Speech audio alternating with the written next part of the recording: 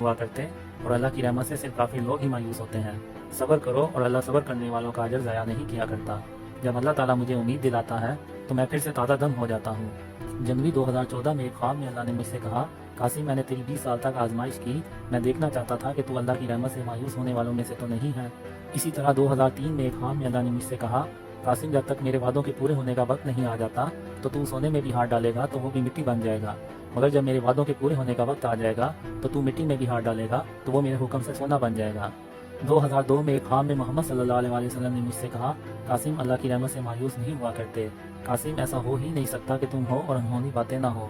تمہارے دور میں زمین اپنے اندر سے ہر طرح کے خزانے نکالے گی، درختوں پہ پتے کم اور پھل زیادہ لگا کریں گے، اور رزق ہی رزق ہوگا، اور کوئی غریب نہیں رہے گا، اور ہر طرف امن ہوگا، عدل اور انصاف ہوگا، اور ایسا دور اس سے پہلے کسی نے نہیں دیکھا ہوگا۔ میں نے اپنے خوابوں میں اللہ کی طرف نہیں دیکھا، یعنی جیسے ہم نماز میں سر کو جھکا کے کھڑے ہوتے ہیں، میں بھی اسی طرح اپنے آپ کو اللہ کے عرش کے سامنے کھڑا پاتا ہوں، اور اللہ کو سر اٹھا کے دیکھنے کی ہمت ہی نہیں ہوتی۔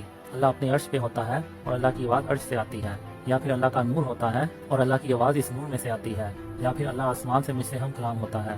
اسی طرح میں محمد صلی اللہ علیہ وسلم کے سامنے بھی سر کو جھکا کے کھڑا ہوتا ہوں، اور محمد صلی اللہ علیہ وسلم کے سامنے سر کو اٹھانے کی ہمت ہی نہیں ہوتی، اور یہی وجہ ہے کہ میں آج تک محمد صلی اللہ علیہ وسلم کا چہرہ نہیں دیکھ سکا۔ میں نے محمد صلی اللہ علیہ وسلم کا چہرہ دور سے دیکھا ہے، مگر اتنی دور سے کہ محمد صلی اللہ علیہ وسلم کے چہرے کے نقوش واضح نظر نہیں آتے۔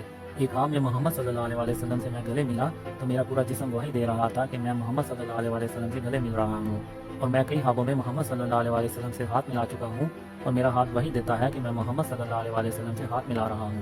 میں نے ستمبر 2015 میں پہلی بار محمد صلی اللہ علیہ وسلم کی آنکھوں میں دیکھا، اور جب میری نظر محمد صلی اللہ علیہ وسلم کی آنکھوں پہ پڑی تو میری نظریں وہیں جم گئیں، اور میں ان کے چہرے کی طرف نہ دیکھ سکا، اور مجھے ایسا لگا کہ جیسے اللہ تعالیٰ نے اپنا سارا نور محمد صلی اللہ علیہ وسلم کی آنکھوں میں بھر دیا ہو۔ میں اپنے خوابوں میں کئی نبیوں اور پیغمبروں سے ملاقات کر چکا ہوں، مگر چہرہ میں نے صرف سلیمان علیہ السلام کا دیکھا ہے۔ اس کے علاوہ میں حضرت عیسیٰ علیہ السلام کو بھی کئی بار اپنے خواب میں دیکھ چکا ہوں۔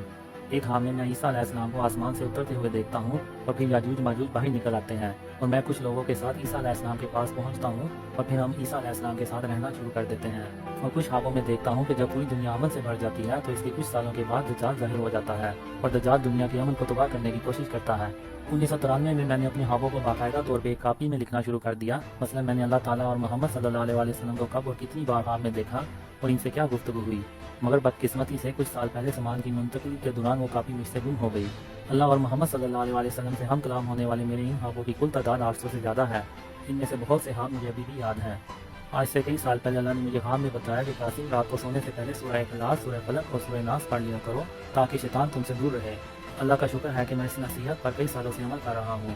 اللہ نے مجھے بہت خوابوں میں کہا کہ قاسم ایک دن میں تیری مدد کروں گا اور تمہیں کامیاب کروں گا، اور پوری دنیا تمہاری اس کامیابی کو دیکھے گی، چاہے قیامت کے آنے میں ایک دن ہی کیوں نہ باقی ہو، میں تجھ سے کیے ہوئے اپنے سارے وعدے ضرور پورے کروں گا۔ اللہ نے مجھے یہ کبھی نہیں بتایا کہ وہ دن کب آئے گا، اور میں پچھلے 22 سال سے اس دن کا انتظار کر رہا ہوں۔